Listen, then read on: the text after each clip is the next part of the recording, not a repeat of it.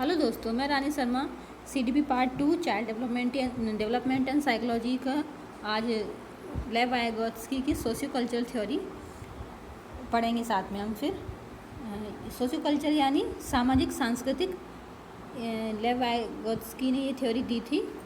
और ये इसमें से CTET या किसी भी टेट में हमेशा एग्ज़ाम पेपर आता है, क्वेश्चन आते हैं, कम से कम 2 क्वेश्चन तो आने ही आने हैं इसमें से।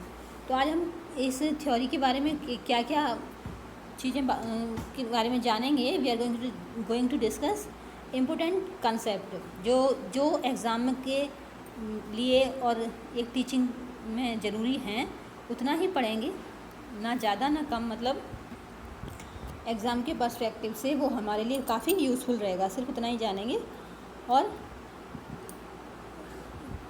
बाकी का नेक्स्ट है सोसाइटी, लैंग्वेज, कल्चर। इसमें इसकी जो महत्वपूर्ण पॉइंट हैं वो हैं एजुकेशनल इम्प्लीकेशन, मतलब शिक्षा। ये जो थ्योरी हम पढ़ेंगे उसका शिक्षा के क्षेत्र में हम कैसे प्रयोग कर सकते हैं। और फिर है क्रिटिक्स और डिफरेंस बिटवीन पियाजे एंड वाइगोत्स्की। तो ये इससे पहले मैंने जो वीडियो डाला था वो पियाजे की संज्ञानात्मक विकास का था। उसमें उन्होंने बताया था कि कैसे बच्चे का विकास होता है, मानसिक विकास होता है, किन किन अवस्थाओं में होता है, कितनी अवस्थाओं में। तो उन्होंने 4 अवस्थाएं बताई थी। अब पियाजे के अनुसार वाइगोत्स्की भी यही बताएंगे कि बच्चे का विकास कैसे होता है, लेकिन वाइगोत्स्की समाज को बहुत महत्व देते हैं। पियाजे बच्चा खुद करके सीखता है, उन्हें समाज से कोई मतलब नहीं है। समाज के साथ वो इंटरेक्शन करे ना करे, बच्चा सीखेगा ही सीखेगा, ये कहना था पियाजे का। लेकिन वाइगोत्स्की ये कहते हैं कि समाज से इंटरेक्शन करके बच्चा ज़्यादा अच्छे से सीखता है और इंटरेक्ट करना ही चाहिए, करके ही सीखता है। उनके अनुसार वो इस चीज़ पे बहुत ज़्यादा बल देते हैं। ये क्या हुआ, ये वाइगोत्स्की का फ़ोटो कैसा होगा, चलो कोई बात नहीं। तो ये एक रशियन साइकोलॉजिस्ट थे, सोशल कंस्ट्रक्टिविस्ट। ये पियाजे भी थे कंस्ट्रक्टिविस्ट, उनको कहते हैं जो ये कहे कि बच्चा अपने संज्ञान का विकास, अपने ज्ञान का विकास खुद ब खुद कर लेता है। बस फ़र्क इतना है पियाजे और वाइगोत्स्की में कि पियाजे के अनुसार बच्चा अपने आप बिना किसी सोशल इंटरेक्शन के कर सकता है, और वाइगोत्स्की कहते हैं कि बड़ों के संपर्क में, समाज में रह के बच्चा अपने संज्ञान का विकास करता है। इसीलिए इनकी थ्योरी का नाम भी सामाजिक सांस्कृतिक सिद्धांत है। Focused on socio culture aspect, मतलब इन्होंने वही सामाजिक सांस्कृतिक पर बहुत ज़्यादा फोकस किया है। He believes that community plays a vital role in the process of meaning making. उनके अनुसार वो इस चीज़ पर विश्वास रखते हैं कि कम्युनिटी एक वाइटल रोल प्ले करती है मीनिंग मेकिंग में, मतलब बच्चे को हर चीज़ समझने में। Vygotsky has to take help of his 2 own sons in his domestic works. मतलब वो अपने उनके बच्चे थे, वो उनकी हेल्प करते थे डोमेस्टिक घर के काम में। उन्होंने, इनके 2 बेटे थे, इन्होंने भी अपने बच्चों पे प्रयोग किया था। पियाजे ने भी अपने बच्चों पे प्रयोग किया था, इन्होंने भी किया था। देखा था कि बच्चे कैसे सीखते हैं, समझते हैं, यदि उनकी हेल्प की जाए तो, बड़ों द्वारा उनकी थोड़ी बहुत हेल्प दी जाए तो। He founds that his children started working independently after having a gentle cooperation of his father. मतलब उन्होंने ये देखा कि बच्चों को थोड़ी सी हेल्प दी जाए तो थोड़े समय बाद वो काम खुद से करना सीख जाते हैं। यही इनका ये। अगर आपको वीडियो पसंद आए तो आप लाइक कर सकते हैं और अपने फ्रेंडों के साथ शेयर कर सकते हैं। एग्ज़ाम की पर्सपेक्टिव से, प्लस आपके बच्चे हैं तो आप भी ये चीज़ समझ सकते हैं। आपको इस वीडियो को समझने के बाद इस चीज़ में हेल्प मिलेगी कि मैं बच्चों को कैसे उनके समझ में सहायता कर सकता हूँ, पढ़ने में, हर चीज़ में, सीखने में, कोई भी चीज़ सीखने में। तो यहाँ पे मैं ये कुछ पिक्चर आपको दिखाई दे रही हैं। तो सबसे पहले ये पिक्चर दिखाई दे रही है, इसमें ये ZPD का सिद्धांत जिसको कहते हैं, ZPD या स्कैफोल्डिंग। तो इसमें आप देख रहे हैं मचान भी कहते हैं। आप ये सीढ़ी देख रहे हैं उसको। और ये जो दूसरी पिक्चर है उसमें एक, अब ये साइड में आपको सर्कल दिख रहा है, उसमें जो लेमन कलर का सर्कल है उसमें वो क्षेत्र है जहाँ पे बच्चा खुद कर सकता है, अपने आप से कर सकता है। फिर पर्पल कलर का है, उसमें बच्चे को अगर हेल्प की जाए, जैसे ये आप देख रहे हो ये नदी तालाब में माँ उसकी हेल्प कर रही बच्चे को स्विमिंग सिखाने में। ऐसे ही हम बच्चों को साइकिल सिखाते हैं। बचपन में हम जब साइकिल सीखते हैं तो पीछे से कोई पकड़ लेता है उसको, लेकिन कितनी देर के लिए पकड़ता है? सिर्फ उतने समय के लिए पकड़ता है जब तक हम सीख नहीं जाते, लेकिन जब हम सीख जाते हैं तो वो छोड़ देता है। तो उस क्षेत्र को समीपस्थ विकास का क्षेत्र कहते हैं, जिस क्षेत्र में हमें मदद की ज़रूरत पड़ती है, और उस प्रोसेस को इसके फोल्डिंग कहा जाता है। तो ये देखिए, इसमें आप देख पा रहे हैं लास्ट में बच्चा अपने आप से फिर तैरने लगा। थोड़ी इसको ज़रूरत थी। ऐसे ही हम साइकिल हमेशा तो पकड़ के नहीं चलाते हैं, थोड़े समय के लिए सिखाते हैं पेरेंट्स या कोई भी, बाद में हम खुद से सीख जाते हैं, चलाने लगते हैं। अब क्या है, वाइगोत्स्की क्या है, फॉलोइंग कंसेप्ट, इन्होंने कुछ कंसेप्ट दिए, जैसे मोर नॉलेजेबल अदर। MKO कौन होता है? ये वही होता है जो हमें सीखने में मदद करता है। हमसे जिसको नॉलेज होगा ज़्यादा, वही तो हमें सीखने में हेल्प कर सकता है। वो कोई भी हो सकता है, पीयर हो सकता है, पेरेंट्स हो सकते हैं, टीचर हो सकता है। ये मैटर नहीं करता कि वो छोटा है कि बड़ा, बस नॉलेज उसका हमसे अधिक होना चाहिए। If refers to someone who has better understanding और higher ability than the learner. तो जो सीख रहा है उससे उसको बेटर अंडरस्टैंडिंग होनी चाहिए जिस चीज़ को वो सिखा रहा है या सीख रहा है। MKO can be father, teacher और पीयर, ये वही चीज़ कि कोई भी हो सकता है। फिर नेक्स्ट है जोन ऑफ प्रॉक्सिमल डेवलपमेंट, जिसको हम ZPD कहते हैं, हिंदी में समीपस्थ विकास का क्षेत्र कहते हैं। Vygotsky found that when MKO comes in between of known and unknown, then the learning process become easier for the child।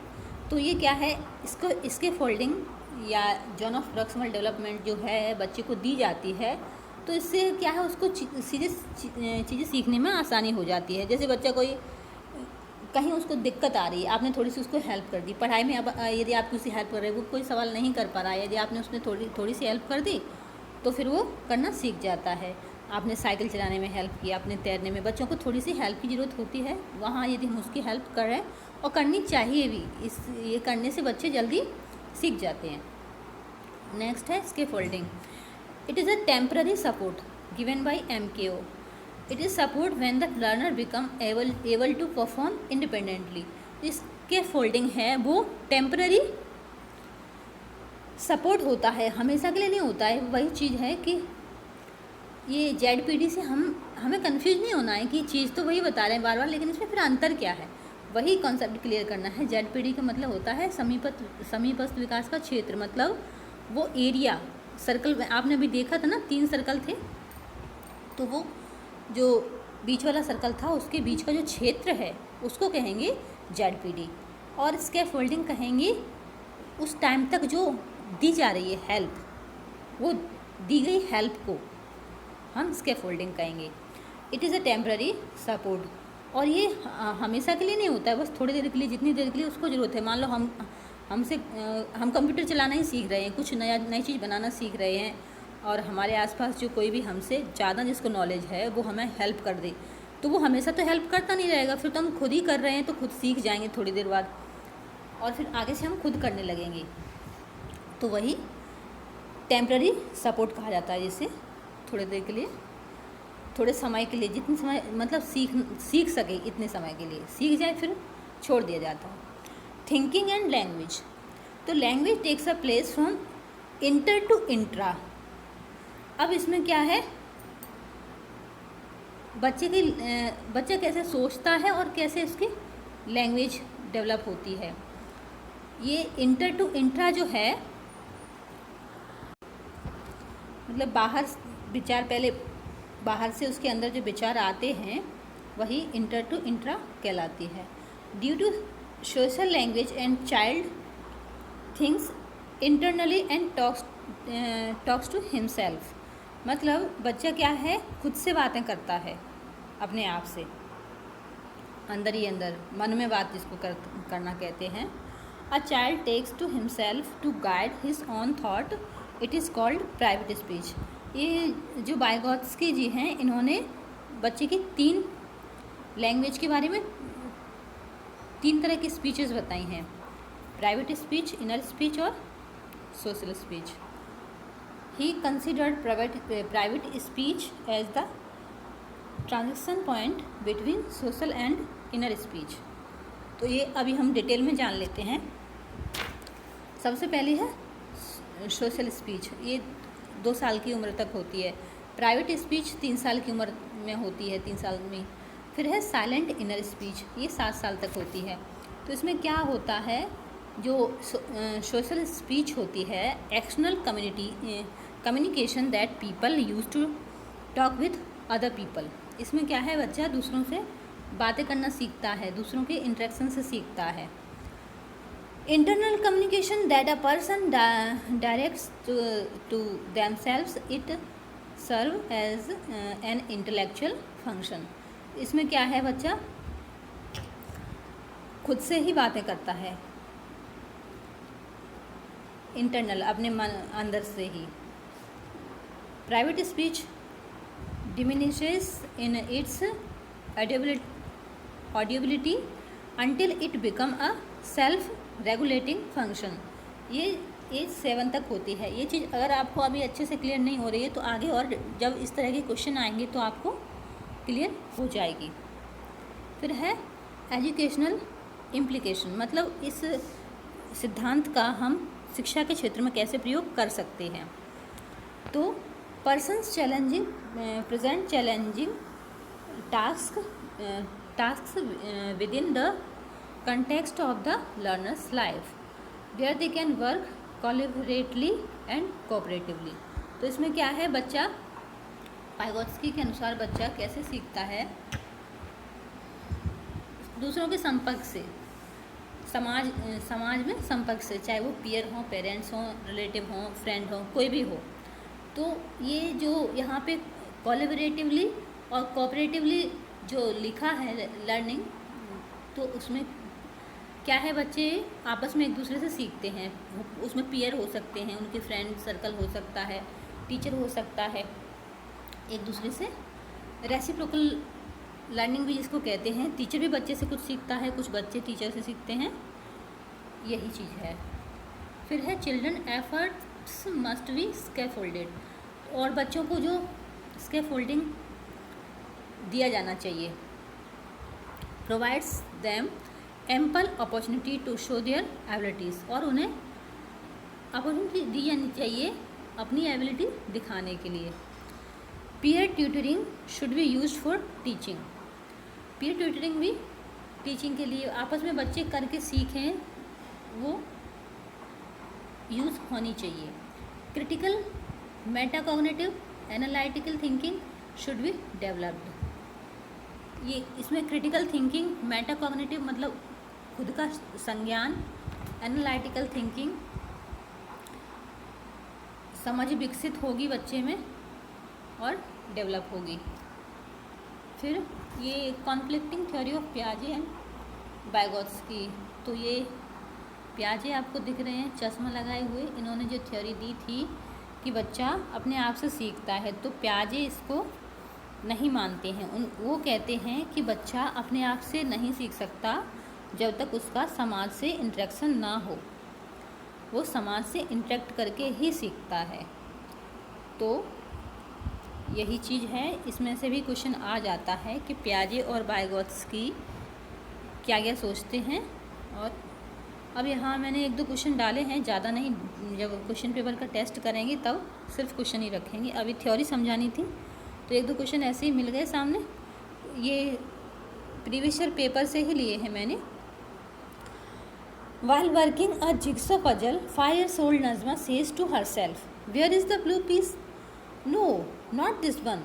Darker one that would go here and made his shoes." मतलब एक नज़मा नाम की 5 साल की लड़की है जो jigsaw puzzle solve कर रही है तो वो खुद से ही अपने आप से ही बातें कर रही है, अरे वो वाला टुकड़ा कहाँ है, नीला नहीं, ये नहीं, गहरा नीला, जिससे ये शूज़ पूरा हो जाएगा, शूज़ बन जाएगा।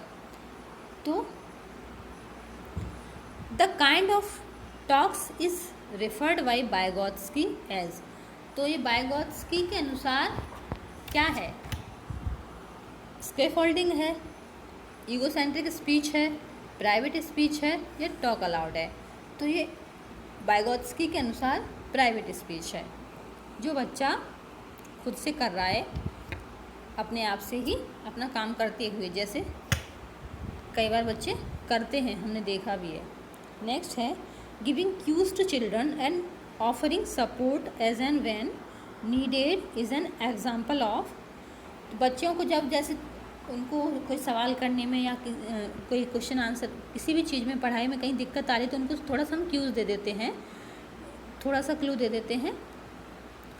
तो इस तरह की हेल्प, ये किस चीज़ का एग्जाम्पल है, मॉडलिंग, स्कैफोल्डिंग, रेनफोर्समेंट या कंडीशनिंग। तो ये अभी हमने थोड़ी देर पहले पढ़ा था कि बच्चों की हेल्प करना स्कैफोल्डिंग कहलाती है। और जो स्कैफोल्डिंग शब्द का प्रयोग वाइगोत्स्की ने नहीं किया था, पहले ये वुड ने किया था 1976 में। उसके बाद फिर अब इतना ही स्लाइड है इसमें, इतना ओके। तो नेक्स्ट वीडियो अब कल बनाएंगे, तब तक के लिए धन्यवाद। और मैं कोशिश करूँगी कि CTP के साथ साथ EVS, मैथ, इंग्लिश, बाकी सब्जेक्ट भी हो जाए पेपर 1 वालों के लिए, और पेपर 2 जिनका है वो उनके लिए SST के नोट्स और पेपर भी बनाऊंगी। और आप लोग सोशल मीडिया हैंडल पे जुड़ सकते हैं, जहां मैं ये PDF प्रोवाइड करा दूंगी। आप जो, और आपको ये वीडियो अच्छा लगा हो तो अपने फ्रेंड्स के साथ शेयर करें, और साथ में मिलके पढ़ेंगे। कई बार लोगों को टाइम ही नहीं मिलता है, कैसे पढ़ें, क्या पढ़ें। तो मुझे लगता है कि यदि एक दिन में हम एक भी थ्योरी अच्छे से पढ़ लेते हैं, समझ लेते हैं, तो हम काफ़ी कुछ कर लेंगे। और साथ में पढ़ने से कंसेप्ट ज़्यादा अच्छे से क्लियर होते हैं। तो हम ज़्यादा से ज़्यादा मात्रा में जुड़ के फिर और अच्छे से, यदि ज़्यादा लोग जुड़ जाएंगे तो मैं और अच्छे वीडियो बनाऊंगी, और ज़्यादा एक दिन में 2 या 4 वीडियो भी बना सकती हूँ, ऐसी कोई बात नहीं है। और बाकी सब ठीक है, ओके, थैंक यू।